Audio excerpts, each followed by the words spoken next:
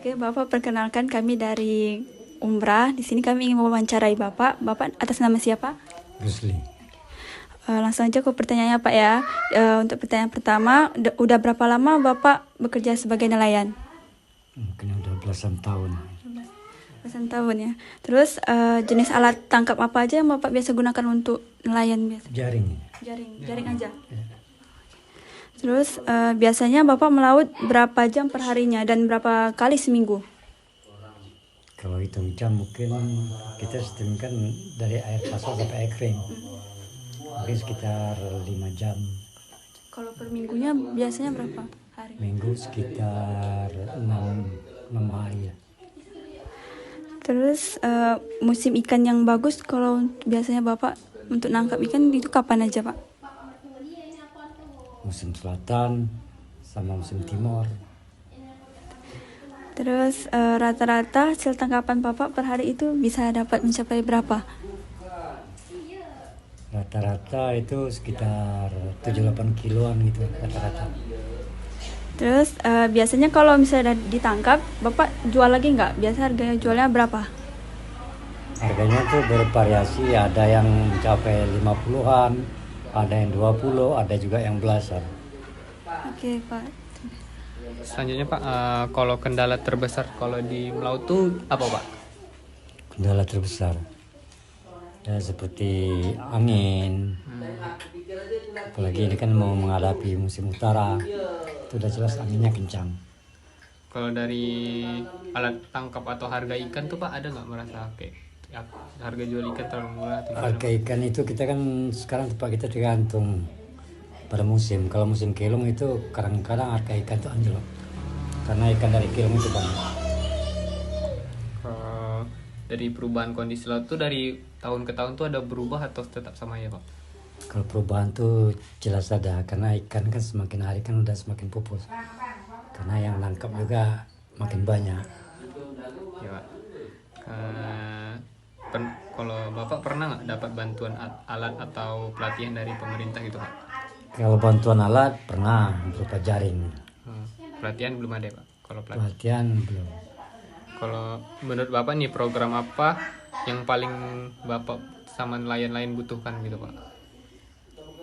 Yang nelayan ini yang paling utama kan bantuan. Itu yang paling dibutuhkan. Berupa alat tangkap, kendaraannya, berupa pompong, itu yang diutamakan oleh nelayan. Ini terakhir Pak, kalau dari Bapak sendiri harapan Bapak agar kehidupan nelayan bisa lebih baik itu apa Pak? Kehidupan lebih baik. Ya mudah-mudahan aja dari pemerintah mungkin ada memperhatikan nelayan, membantu nelayan, itu aja. Oke.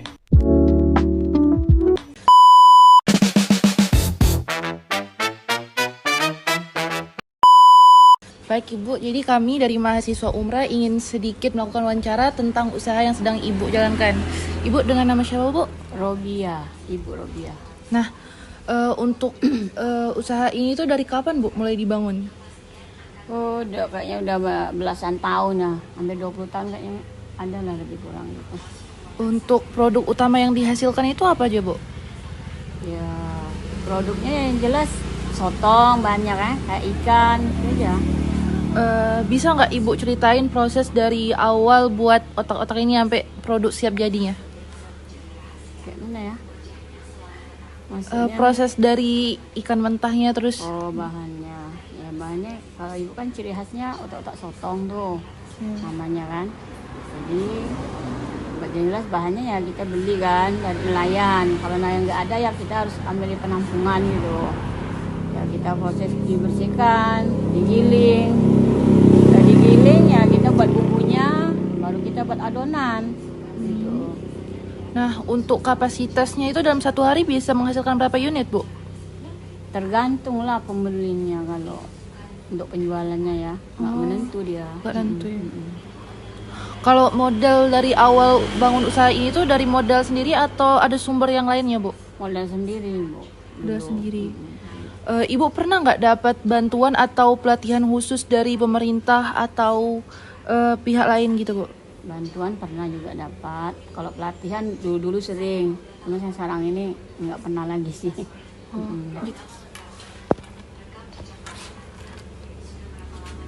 Ibu pernah Ibu cara memasarkan produknya kayak mana?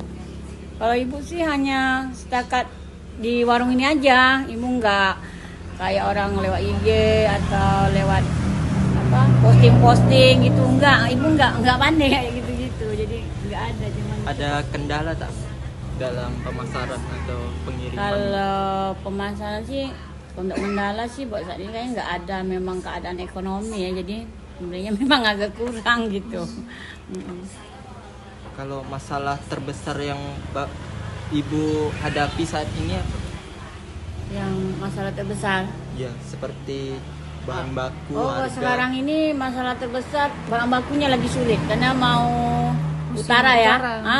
Sotongnya yang susah. Kalau ikan masih bisa ibu cari. Kalau sotongnya ibu aja sampai ngambil dari Mantang ini tadi ya. Kalau balik dari Mantang ambil Batu Sembilan. Biasa di sini kan nelayan banyak. Ini nggak ada.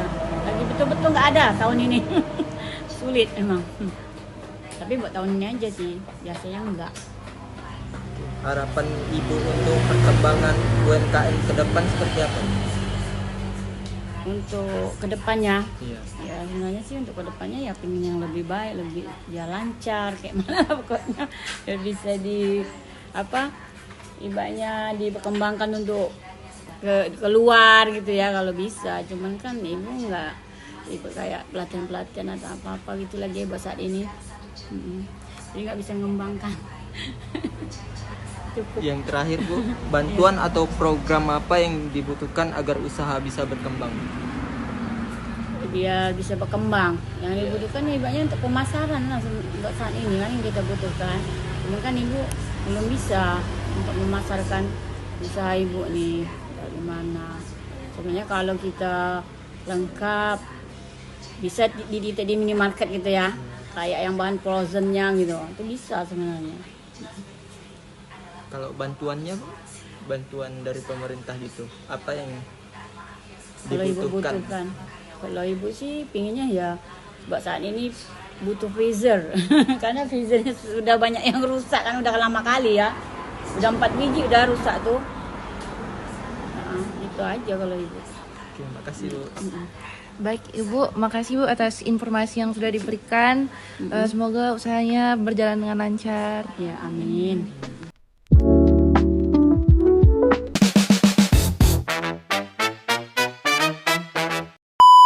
Assalamualaikum warahmatullahi wabarakatuh. Selamat siang kepada Bapak dan teman-teman yang kami hormati.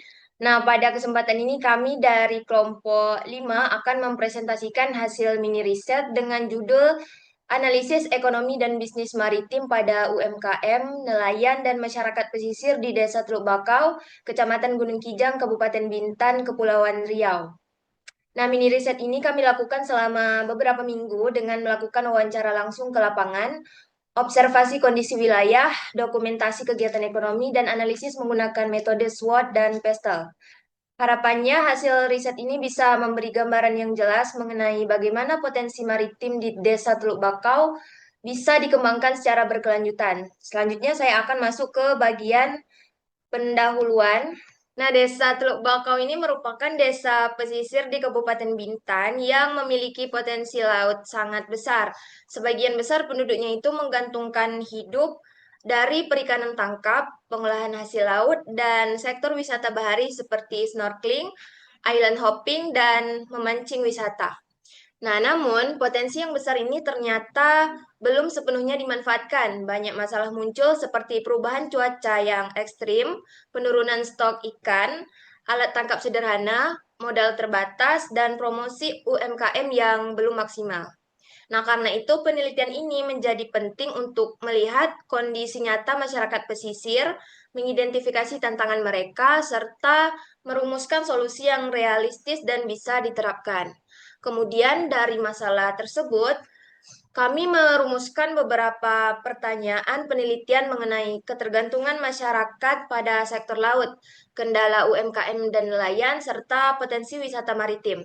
Nah, tujuan kami adalah menganalisis kondisi sosial ekonomi masyarakat Desa Teluk Bakau dan memberikan rekomendasi yang berkelanjutan berbasis potensi lokal. Selanjutnya, saya akan menjelaskan gambaran wilayah penelitian kami, yaitu Desa Teluk Bakau, memiliki garis pantai yang indah dan perairan yang cukup luas. Infrastruktur di desa ini relatif baik, mulai dari akses air bersih, listrik, jaringan internet, hingga fasilitas pendidikan dan kesehatan yang mudah dijangkau.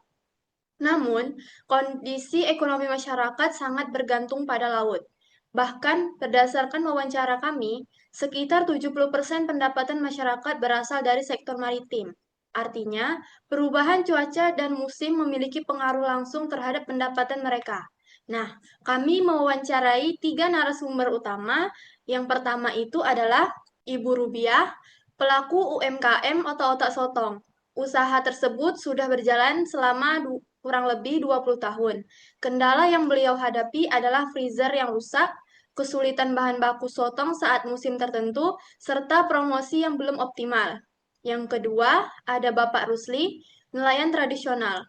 Beliau melaut sekitar 5 jam per hari dan menghadapi masalah utama seperti cuaca ekstrim, peralatan yang terbatas, dan harga ikan yang turun drastis pada musim tertentu. Dan yang terakhir itu ada Bapak Jamaluddin, masyarakat pesisir. Beliau menyampaikan bahwa dalam 3-5 tahun terakhir, pendapatan masyarakat menurun karena stok ikan yang berkurang, wisata sepi, dan harga kebutuhan pokok naik. Dari wawancara inilah kami mendapatkan gambaran nyata dari kondisi Desa Teluk Bakau. Selanjutnya, saya akan menjelaskan analisis SWOT. Pada analisis SWOT, kita mulai dari UMKM Otak-Otak Sotong milik Ibu Rubiah. Dari kekuatan, usaha ini memiliki pengalaman panjang dan cita rasa otak-otak sotong yang khas. Banyak konsumen yang sudah mengenal kualitas rasanya. Namun, kelemahannya cukup signifikan, seperti freezer rusak sehingga penyimpanan bahan baku tidak optimal, promosi kurang, dan bergantung pada ketersediaan sotong yang tidak stabil. Peluangnya cukup besar karena tren makan laut meningkat dan potensi ekspor olahan seafood juga terbuka lebar jika kualitas dan kemasannya ditingkatkan. Namun, ancaman adalah pesaing dari UMKM serupa dan fluktuasi harga bahan baku yang sangat dipengaruhi musim. Untuk nelayan, adalah pengalaman melaut yang panjang dan kemampuan membaca musim. Tetapi kelemahannya adalah alat tangkap yang sederhana, tidak memiliki kapal modern, serta sangat bergantung pada cuaca. Peluangnya antara lain program bantuan dari pemerintah maupun kerjasama dengan UMKM pengelola ikan. Ancaman utama bagi nelayan adalah cuaca ekstrim dan penurunan stok ikan. Baik, selanjutnya itu adalah analisis masyarakat pesisir, yaitu Bapak Jamaluddin. Nah, untuk masyarakat pesisir, kekuatan mereka itu adalah akses infrastruktur yang sudah cukup baik dan kemampuan lokal dalam memanfaatkan laut. Nah, kelemahannya itu adalah ketergantungan yang terlalu tinggi pada sektor laut dan pendapatan yang tidak stabil. Nah, untuk peluang masyarakat pesisir yaitu pengembangan wisata maritim, pelatihan kerja, serta diversifikasi sumber pendapatan. Namun, ada juga ancamannya yaitu yang tidak bisa diabaikan seperti pencemaran limbah oli dari perusahaan, perubahan iklim, dan naiknya biaya hidup. Nah, selanjutnya itu adalah menganalisis pestel. Yang pertama, politik. Nah, dari aspek politik itu pemerintah sebenarnya menyediakan bantuan alat tangkap tetapi tidak merata. Selain itu, kebijakan harga ikan yang belum stabil. Selanjutnya, dari aspek ekonomi, masyarakat menghadapi beberapa tantangan seperti kenaikan harga BBM, menurunnya pendapatan nelayan, dan turunnya jumlah wisatawan sehingga banyak usaha kecil yang tidak berkembang. Dari aspek sosial, menunjukkan bahwa masyarakat masih sangat bergantung pada laut sehingga mereka itu rentan kehilangan pendapatan saat cuaca buruk. Dari aspek teknologi, baik UMKM maupun nelayan, minim sekali peralatan modern. Padahal saat ini pemasaran digital itu menjadi kebutuhan utama untuk memperluas segmen pasar. Nah, sedangkan dari aspek lingkungan, masalah limbah oli di pesisir menjadi keluhan utama masyarakat. Cuaca ekstrim juga mengganggu aktivitas melaut dan persediaan sotong bagi UMKM.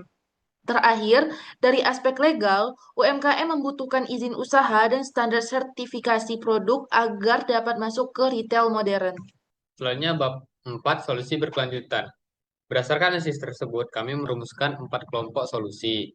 Yang solusi pertama itu solusi ekonomis, seperti mengadakan freezer hemat energi untuk UMKM, rebranding kemasan agar lebih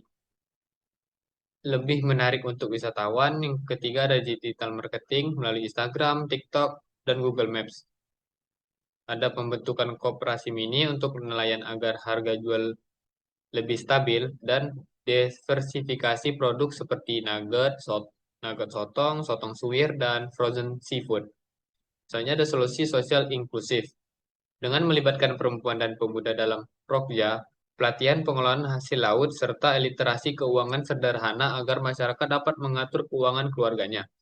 Solusi ketiga yaitu solusi ramah lingkungan, mengajak masyarakat mengurangi limbah oli, membersihkan pantai secara rutin, dan menggunakan alat tangkap ramah lingkungan. Yang keempat ada solusi berbasis potensi lokal, membangun branding kampung sotong dan wisata laut, mengembangkan paket wisata edukasi seperti membuat otak-otak sotong, serta digitalisasi potensi wisata melalui video promosi. Selanjutnya di bab 5 ada sektor potensial dan produk unggulan. Desa Teluk Bakau memiliki sektor potensi berupa perikanan tangkap, budidaya laut, wisata bahari, industri olahraga laut, logistik antar pulau, dan ekonomi kreatif dan berbasis karang.